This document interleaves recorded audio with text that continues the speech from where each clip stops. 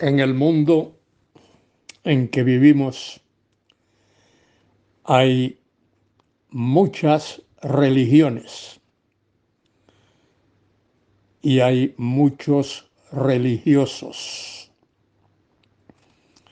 Hay muchos que se cobijan, se resguardan, se esconden detrás de ideas, de filosofías y de prácticas religiosas. Eso no ocurre solamente ahora, sino que ha ocurrido ya por muchos siglos. En los tiempos de Pablo, en el siglo I, mediados del siglo I, había muchos que se cobijaban, se resguardaban en la religión y engañaban a los incautos. Hoy también ocurre lo mismo. Hay muchos religiosos en el mundo que engañan a los incautos. Vivimos en tiempos muy peligrosos, en tiempos difíciles, en tiempos de confusión. Es más, a medida que nos acercamos al final de los tiempos, los días cercanos a la segunda venida de Cristo, la religiosidad y la confusión, la idolatría, filosofías, engaños, todo eso va a ir en aumento. Es por eso que es importante seguir las enseñanzas de la palabra de Dios, y cada cristiano, cada persona que se llama cristiano tiene que aferrarse a la palabra de Dios, no a la palabra de los hombres, sino a lo que Dios dice. Soy Luis Carballosa quien os habla para comentar con vosotros en Primera a los Tesalonicenses, capítulo 2, versículos desde el 5 hasta el 8. Versículos 5 al 8. Dice el versículo 5: porque nunca usamos de palabras lisonjeras. Pablo y los otros predicadores que lo acompañaban no eran aduladores, no usaban palabras lisonjeras, usaban la palabra de Dios, las escrituras, predicaban, enseñaban, proclamaban con sinceridad el mensaje del Evangelio de la gracia de Dios. Porque nunca usamos de palabras lisonjeras, como sabéis, ni encubrimos avaricia.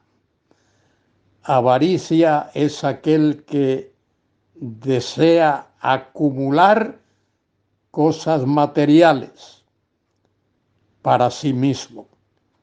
Ese no era el anhelo de Pablo. Pablo, que nació en un hogar muy rico, Pablo nació en una familia muy rica, lo dio todo.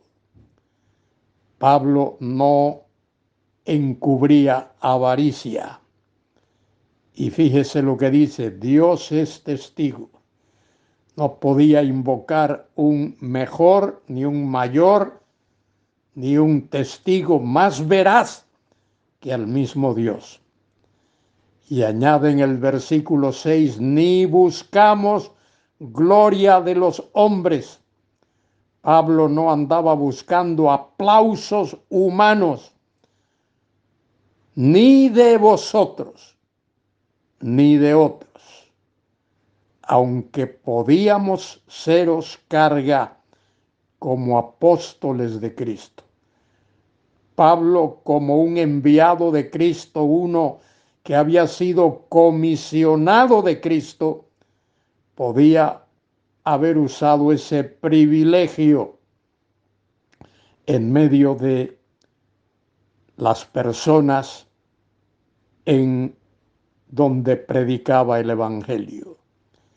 Añade en el versículo 7, antes fuimos tiernos. Fíjese la comparación que Pablo hace aquí. Antes fuimos tiernos entre vosotros. Mire la comparación. Como la nodriza, la mujer, la enfermera que cuida del recién nacido, como la nodriza que cuida con ternura no a los hijos de otra, sino a sus propios hijos. Qué tremenda comparación.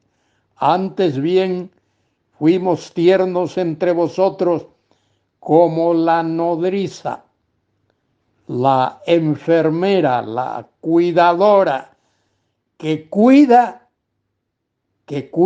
con ternura a sus propios hijos. Tan grande es nuestro afecto por vosotros, que hubiéramos querido, mire, que hubiese querido Pablo, entregaros no solo el Evangelio de Dios, sino también nuestras propias vidas, porque habéis llegado a sernos muy queridos. El amor de Pablo hacia los tesalonicenses era tal, de tal magnitud, tan puro, tan limpio, que él hubiese querido entregar su propia vida por aquellos hermanos de Tesalónica. Qué importante es esa actitud. Qué bueno sería que predicadores hoy día no fuesen a una congregación para aprovecharse de cosas materiales, ni para que le den cosas. Hay personas que se pasan la vida pidiendo, pertenecen al PSP, P pidiendo, S siempre, P pidiendo, pidiendo, siempre pidiendo. Pablo no. Pablo prefería dar. Y la Biblia lo dice. Más bienaventurado es dar que recibir. Pablo fue allí para entregar el Evangelio. No solo el Evangelio de Dios, sino también nuestras propias vidas. Pablo estaba dispuesto a morir por la causa de Cristo. A los filipenses, Pablo escribió, para mí el vivir es Cristo y el morir es ganancia. Y Pablo da la razón aquí a los tesalonicenses al final del versículo 8, porque habéis llegado a sernos muy queridos. Pablo llegó a amar a los tesalonicenses de tal manera que estaba dispuesto a dar su vida por aquellos hermanos. Querido hermano, querida hermana, tú y yo debemos de proclamar el Evangelio de la gracia de Dios con el único interés de agradar y glorificar a Dios. Ese debe ser nuestro gran deseo, nuestro magnífico y magnánimo deseo. Alza tus ojos al cielo y dale gracias a Dios por el privilegio de que Él te ha salvado por su gracia y te ha dado el honor de proclamar ese evangelio a aquellos que todavía no conocen a Cristo como Salvador.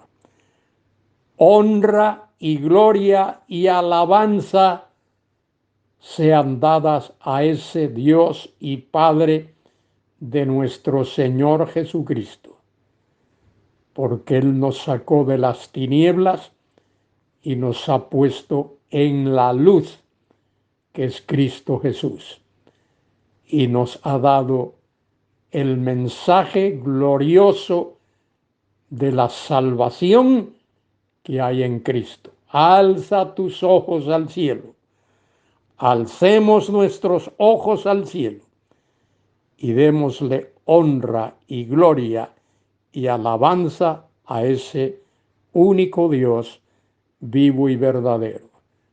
Amén y amén.